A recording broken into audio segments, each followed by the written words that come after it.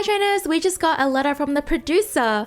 So I'm going to read this for you and let's see what they have to say. For those who don't know, I am Teeds and make Pokemon art videos. Feel free to subscribe to the bell to be notified for more videos and I really would appreciate it as well.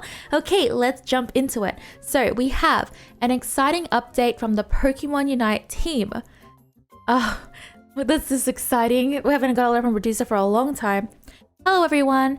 2022 proved to be an incredible, fast-paced, exciting year of Pokemon Unite.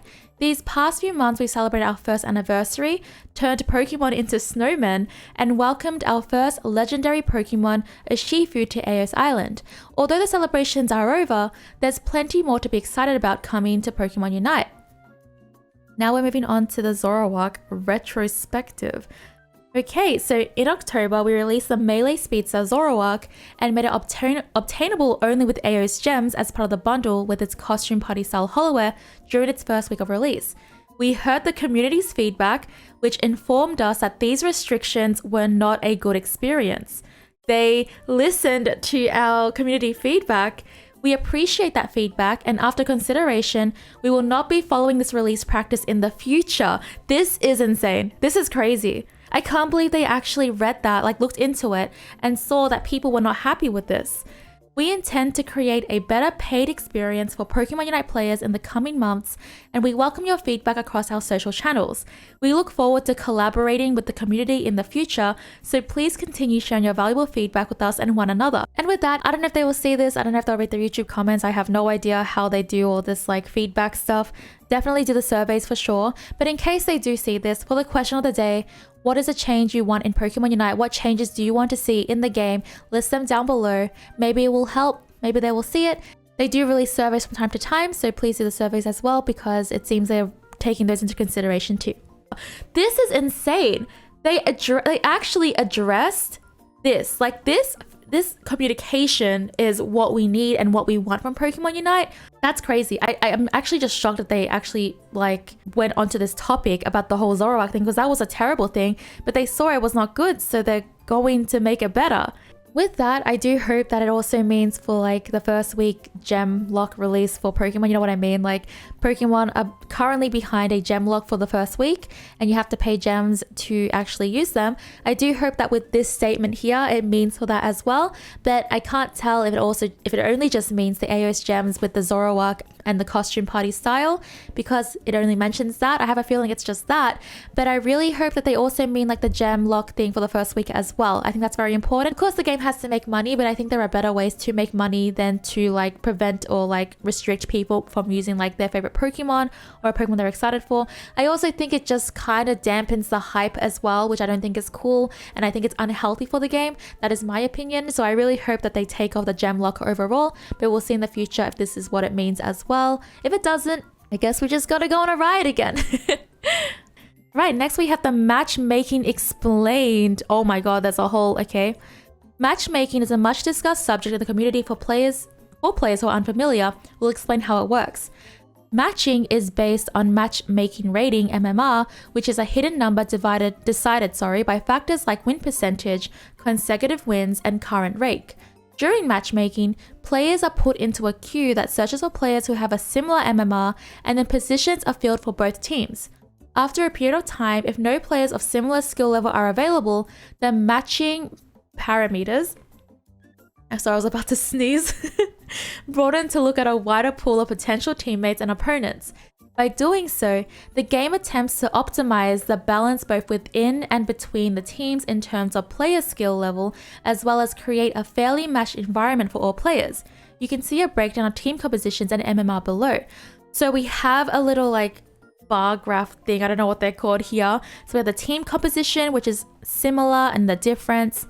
And then we have the team's MMR to evenly match it. So between a 50 to 55% win rate, almost evenly matched, and unevenly matched, which is crazy to me because people, I guess when you see all these bad win rate stuff, all these mixed win rates, you do just see the worst ones most of the time.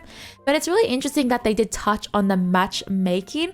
I don't know if I've been in a game that touches on that.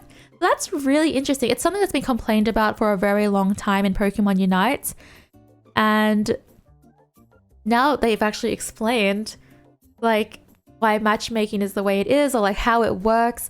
I still think it needs to be improved, but it's really, really interesting.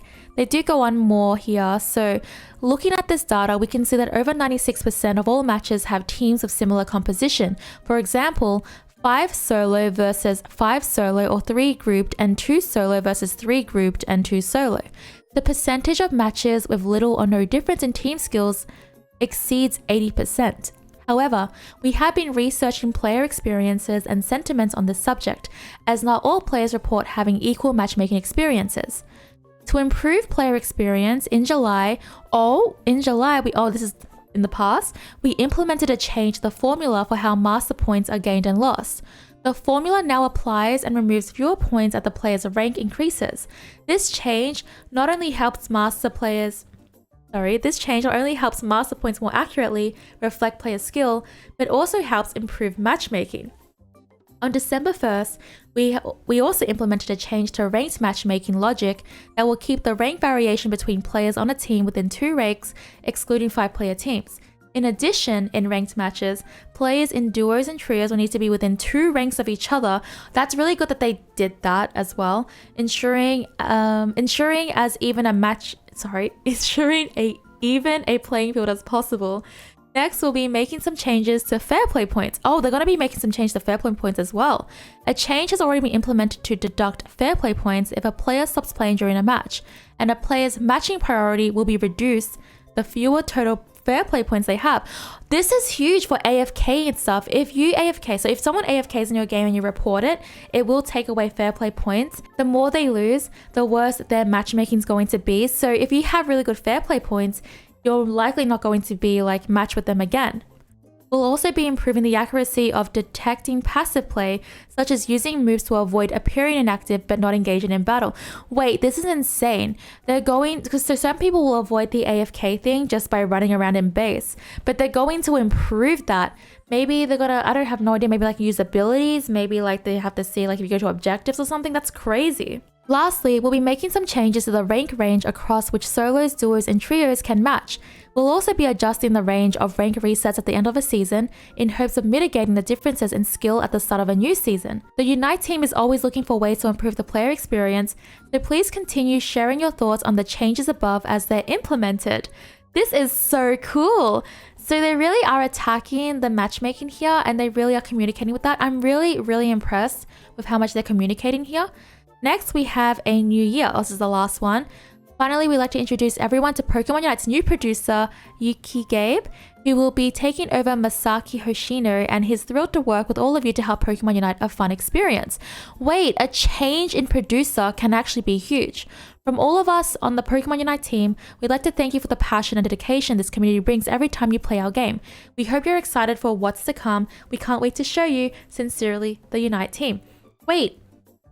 A new producer can actually make some big changes. Like when you have a change in lead, they might be more communicative. They might want to change the game's direction to something better. Okay, so for the highlights for me, I will say that I really like that they're not going to do this gem only bundle thing, but I really hope that when they say this AOS gem thing for the first week of its release, I really think it's important that they do it for all Pokemon, so not just Zoroark and the Holoware. I hope this means for every single Pokemon there won't be like that gem first week release anymore or whatever it is. I think that is terrible. I don't like that. A lot of the community doesn't like that. I hope they listen to this. If they really want to make a big statement with this producer letter, that should definitely be the #1 thing that they do for sure. I think it will make the biggest impact because it will show that the game is not... Like, I know games have to make money, which is fine, but I don't think that is the way to make money. So in my opinion, if they could do that, and they clearly have done that, then I think that will be a really good statement to show that you are very much focused on improving the experience for everyone, and you want to keep it a fair playing field for, like, you know, everyone can get the Pokemon at the same time. For matchmaking, I'm really happy that they are making changes. It's really nice that they highlighted each change for matchmaking. I'm very excited for the fair play points thing. For some, it might not be a big thing. For me, I think it's really good that now that's also taken into consideration, because it didn't really do anything when fair play points were taken, but now it should do something. Like, you shouldn't be matched with people that have less fair play points than you. So I think that is really cool too. And I'm very excited to see what this new producer is going to be doing for Pokemon Unite. A change in a producer can actually mean big things for Pokemon Unite.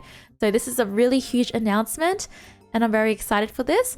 But as they said, keep leaving your feedback, keep leaving your community feedback, etc. They might see this in the comments, they might not. But in the comments down below, what changes do you want to see in Pokemon Unite or you think are very important?